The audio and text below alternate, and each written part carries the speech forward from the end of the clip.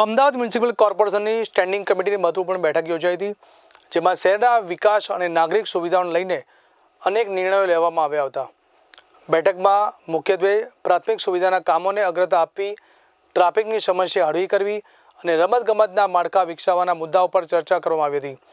Standing કમિટીની બેઠકમાં નિર્ણય લેવાયો કે શહેરના પૂર્વ વિસ્તારમાં આવેલા વસ્ત્રાલમાં ₹58 કરોડના ખર્ચે તૈયાર થયેલા અદ્યતન સ્પોર્ટ્સ કોમ્પ્લેક્સ લોકોને માટે ખુલ્લો મૂકવામાં આવશે. આશરે 43,890 ચોરસ મીટરમાં નિર્મિત આ સ્પોર્ટ્સ કોમ્પ્લેક્સમાં ઇન્ડોર તથા આઉટડોર રમતોની સુવિધા ઉપલબ્ધ થશે.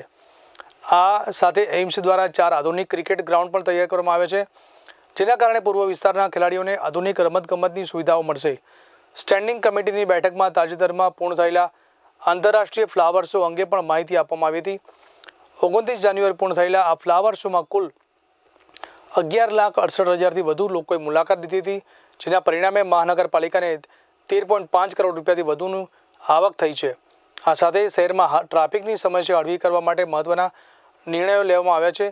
શહેરમાં જ્યાં ટ્રાફિકનો ભાર વધુ રહે છે, ત્યાં લેફ્ટ ટર્ન ખુલ્લા રાખવાનો નિર્ણય લેવાયો છે. ઉપરાંત AI આધારિત ટ્રાફિક મેનેજમેન્ટ સિસ્ટમ અમલમાં મૂકવાની યોજના છે, જેમાં ટ્રાફિક સિગ્નલ પર AI બેઝ ટાઈમરથી વાહન વ્યવહારને સરળ બનાવવામાં આવશે. આ સાથે પ્રાથમિક સુવિધાઓને ધ્યાનમાં રાખીને ઈશનપુર વિસ્તારમાં વધતી વસ્તીના કારણે નવી પાણી ટાંકી મંજૂર કરવામાં આવી છે. તેમજ વિકાસ કાર્યમાં અવરોધરૂપ બનતા વૃક્ષોને કાપવાની બદલે રીલોકેટ કરવાનો નિર્ણય પણ લેવામાં આવ્યો છે.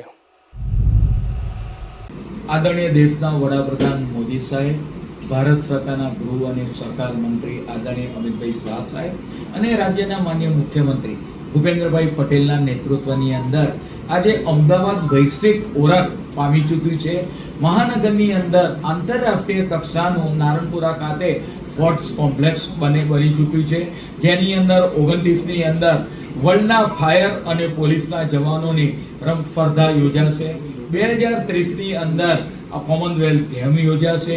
એવી રીતે અલગ અલગ રમતો અને લોકો રમત પ્રત્યે રુચિ વધે એ રાતે મહાનગરપાલિકા દ્વારા અલગ અલગ એક્શન લેવામાં આવી રહ્યા છે. 4 ક્રિકેટના ગ્રાઉન્ડ તૈયાર કરવામાં આવ્યા છે.